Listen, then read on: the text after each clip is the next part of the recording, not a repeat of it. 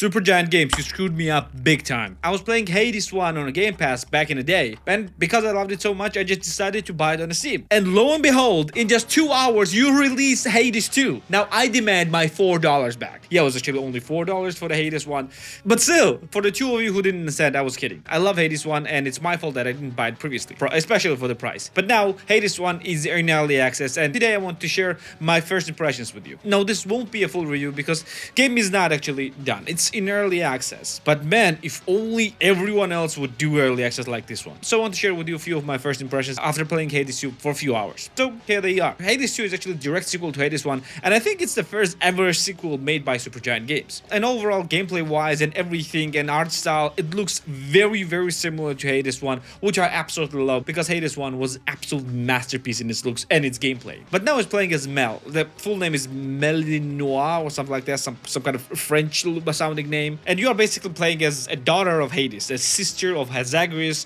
the protagonist of the first game. And here the situation is a bit different. Your goal is to defeat Kronos, who is besieging Olympus. And by the way, no major spoilers here. It's just what it says in the literal first few seconds of the game. And your goal is, well, to do that. And gameplay loop-wise, it's exactly the same one as in the first game. You start completing different levels. If you die, you get to the beginning and you start all over again. It's a typical roguelike. But let me tell you a bit of different things story-wise, because it is not exactly like the first game. If in the first game, your goal was to escape Hades, in here, you're basically starting on a crossroads and your goal is actually to get back to Hades. Basically, you're going reverse. But also, you have another path which takes you up, which I'm not going to be talking about in this video. Gameplay-wise, it's pretty much very, very, very similar. It's fast-paced, it's energetic, it's an excellent isometric fighter. But it's also quite different, so you can call it a sequel. It's not exactly like the first game. You can see right away that these two characters, Zag and Mel, are actually quite different characters.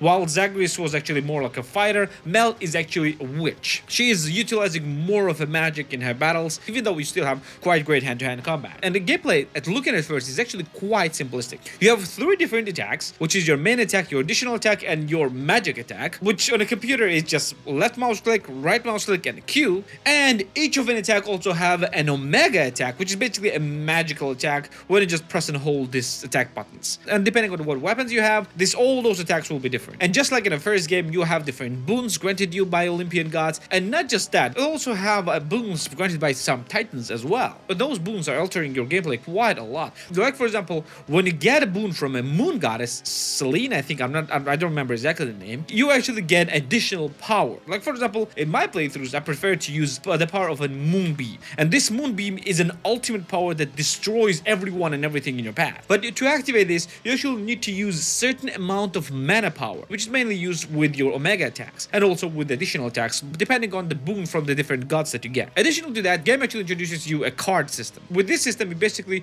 unlock and choose different cards that you can carry in the battles, and these cards give you different abilities. Like for example, regenerating mana while you're walking, increase sprint speed, increase health and mana, and things like that. And each card, I think there are 22 of them in total, have a certain amount of points that they cost, and you only have a certain limited amount of points that you can carry in each combat. And you also gain different resources to increase this maximum points, and you also gain different resources to unlock different cards. You also gather bones, which is kind of like a currency for the special trader in your camp that will exchange these bones into different resources. You also have different resources that you need to collect, and those resources are used in order to unlock different weapons, different tools, and also to use it in Cauldron. And Cauldron is also additional gameplay mechanics, which is basically allowing you to alter your base and add different abilities. Like for example, add abilities to plant different seeds, which allows you to grow different resources or unlock the set trader that I said. And near the beginning of the game, you also unlock the special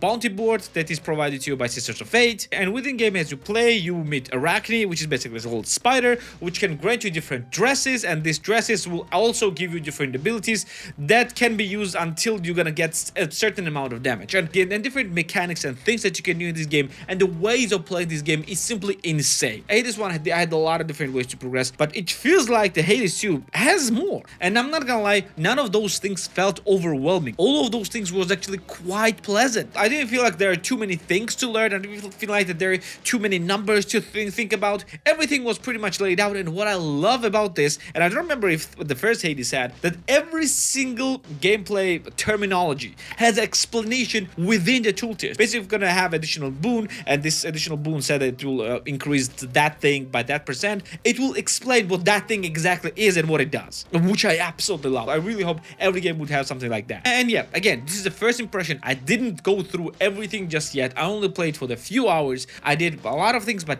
by far not everything. But now the $1,000,000 question: is it worth buying? Now, to answer this question, well, let me tell you this one thing: I absolutely do not regret this buying myself. I bought this immediately as soon as I got message that Hades 2 was released. I had it in my wish list, and I immediately bought it without any hesitation. But first thing that got me worried was early access mark. Mind that the first Hades released in early access as well, and it was pretty much amazing. Right now, it's the same thing as well. But game is not finished. Game does not have everything just yet. For example, game actually does not have proper ending yet, and you don't have a lot of different levels. Now, also mind that it still has almost as much content as first Hades does, but the finished game will probably have 3 to 4 times more. For example, the things that are missing, like you don't have a certain icons. Like for example, the dresses that Arachne is giving to you have no icons, only placeholder names like A, B, and C and things like that. A lot of different boons do not have the icons, and you don't have a lot of late stage in the game. However, I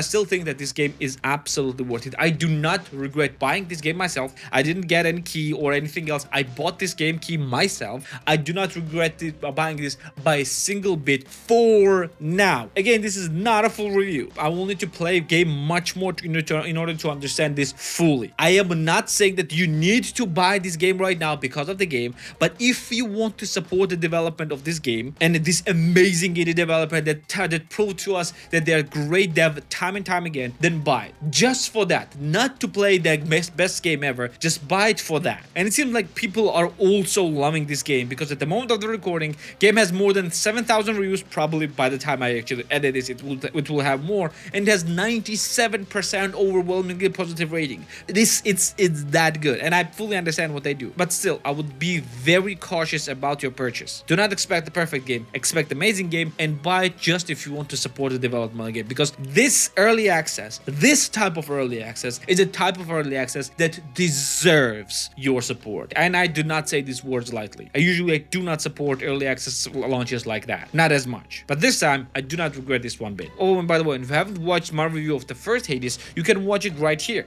Oh, and also if you want to watch the list of my best PC games, you can watch it right here as well. And yeah, don't forget to subscribe right here as well. And I hope I'm pointing in correct places. This will be it for today, and I'm gonna see you in the next one. Take care.